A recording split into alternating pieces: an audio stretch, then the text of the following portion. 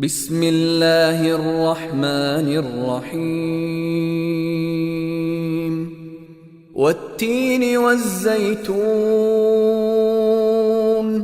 وطور سينين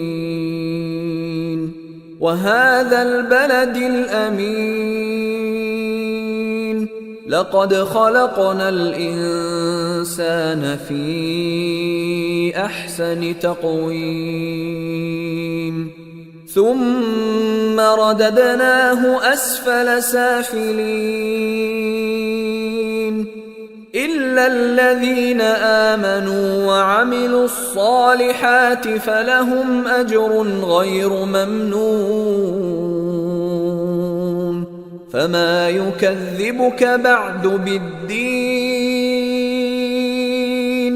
أليس الله بأحكم الحاكمين